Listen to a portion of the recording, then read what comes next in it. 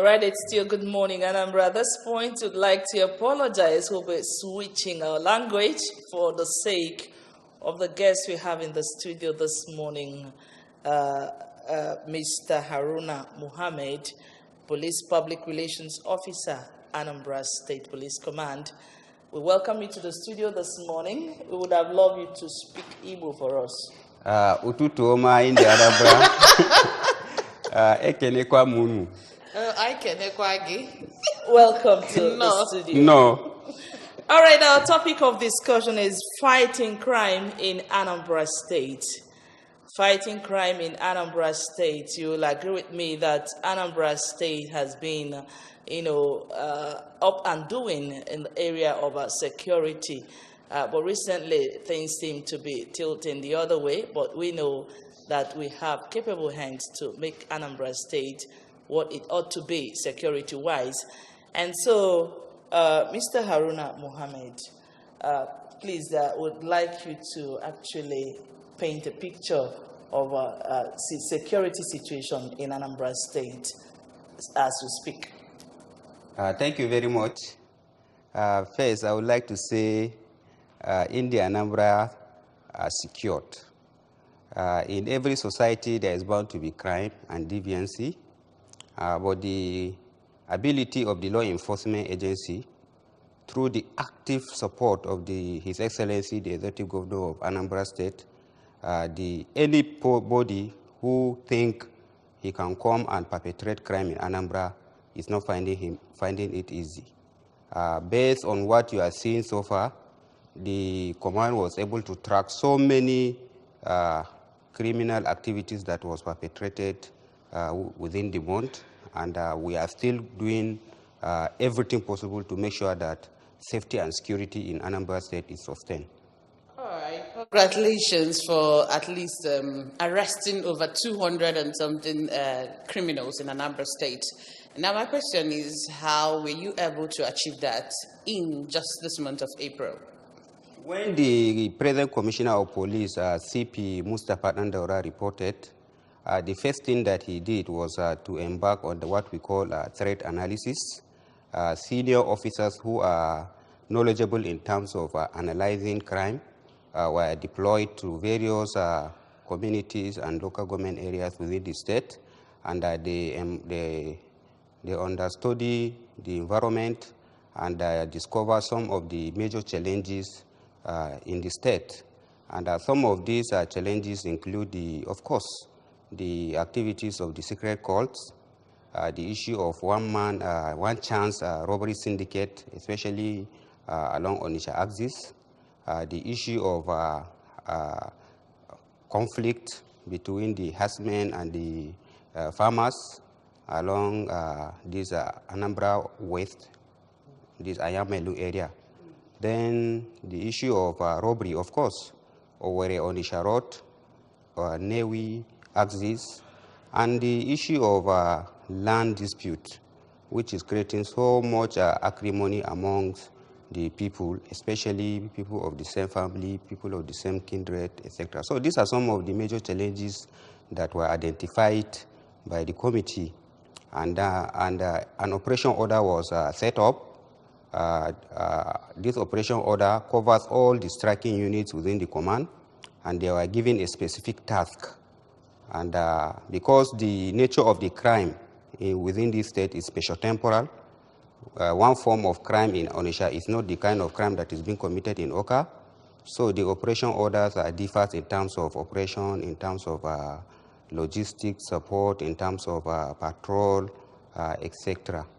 And these are what accounted for all these successes that we have been seeing. And of course, we are also collaborating with relevant stakeholders and eminent persons, such as the traditional rulers, the community leaders, the religious leaders, vigilantes, and other well-meaning individuals who continue to give us useful information that are assisting us in arresting these suspects. All right, we're glad you have cooperation of Anambra people in the area of fighting crimes.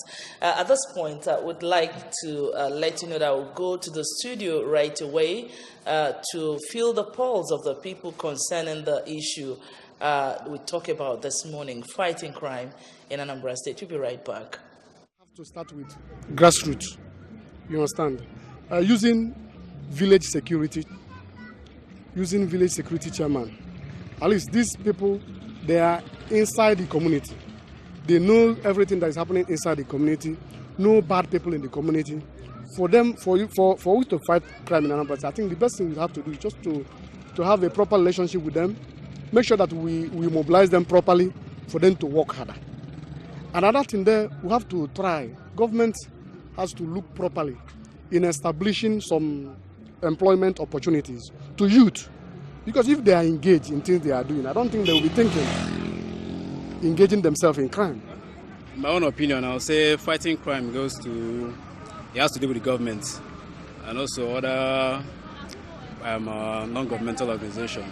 Putting down measures like engaging the youth in work, those who are educated, giving them employment, creating jobs opportunity. And those who are not employment, creating skills.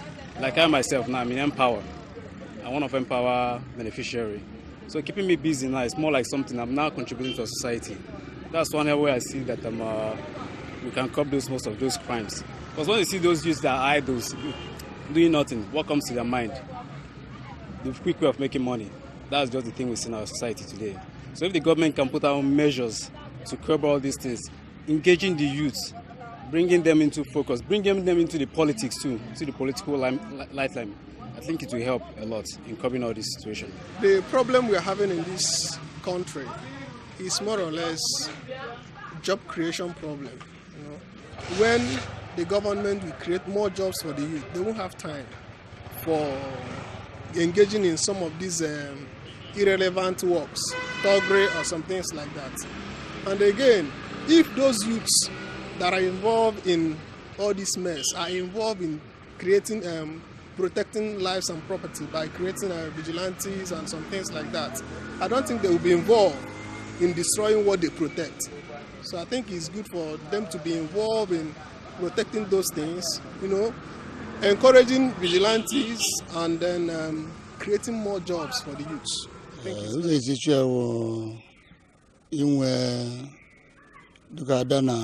Obodo ịrazi ndị nchekwa ijikwa ndị uwe ojii ma ndị vigilante dịka bịa n'ime obodo enwezi vigilante kpọọ ndị vigilante ga na-enyere ndị uwe ojii aka gabụ ebe ndị ekperima nọ enwee ike gbara ndị polisi ama na ọkwa ebe dịtụ ka a nọ ejijidebe. We are still looking at the topic fighting crimes in Anambra State. We have Mr. Haruna Muhammad in the studio, the Police Public Relations Officer, Anambra State Police Command. Now on PPRO, you've seen what people said here. Do you think some of their suggestions could help in the fight against crime in Anambra State? Like people that talked about the use of encouraging vigilantes and engaging the youths meaningfully and all whatnot. Could you quickly react to that? Yes.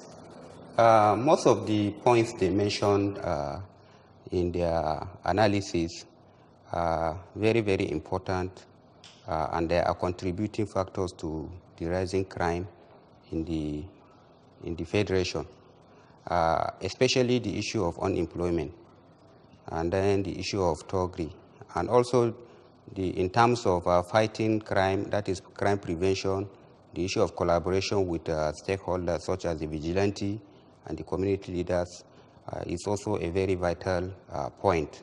However, there are so many other factors that is contributing to the rising crime, especially in the state. Like I told you, the activities of secret cult. Remember, we just finished this 2019 general election, and some of these talks were actively involved during the electioneering process by their passive sponsors, and now they seem to have been without any work to do, and because of that, they are back to the society creating all sorts of social problems such as robbery, kidnapping, etc. And based on the statistic we have available, the major problem now is the issue of court, whether issue of murder, whether issue of kidnapping, whether issue of one chance, whether issue of disturbance of public peace. 90% are being perpetrated by the secret cults. Look at the suspect we arrested in connection with the killing of the President General of Nimo. It's a cult-related issue. Preliminary investigation revealed that the man has been on the neck of those gangs, and they found him an enemy, and that was why they gang up against him. And then look at the incident that led to the killing of an 85-year-old Pa Ilosi, sometimes in 2014, the father of the Super Eagle player, ex-Super Eagle player Chikelu. Also, the principal suspect that we arrested last week, that is the last suspect remaining among the syndicates, also happens to be a cultist. All right, let's quickly see who is here. Hello, good morning. Good morning. Yeah, good morning. Good morning. What's your name and where are you calling from? Good morning, Mr. Aruna. Good morning, sir. My name is Wisdom, and I'm calling from Malcolm. Wisdom, go ahead. Go ahead. Wisdom, we are listening. Go ahead. I heard what you people are discussing this morning.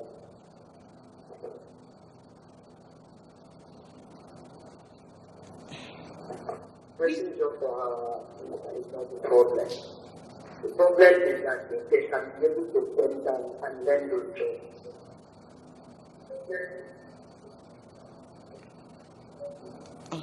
Okay. Even if you create 1 million jobs for our youth, if they want to go out and commit whatever they are committing, they are free.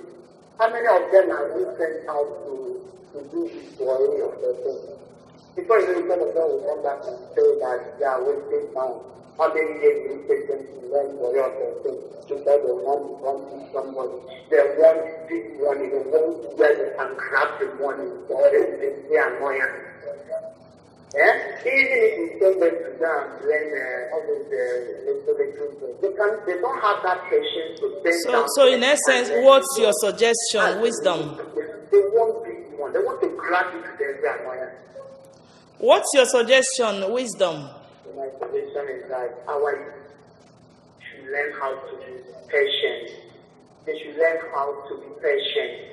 They should learn how to bend their heads down and learn things. All right. Thank you so much, Wisdom. Thank you so very much, Wisdom, for making that point. Mr. Haruna, when you were saying something earlier, you mentioned that you are faced with a lot of challenges in arresting these suspects.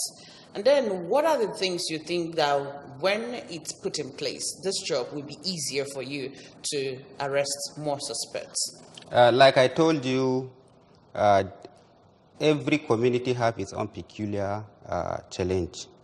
Especially look at the issue of these clashes or conflict along this Ayamelun site. The major challenge there is the issue of terrain, difficult terrain.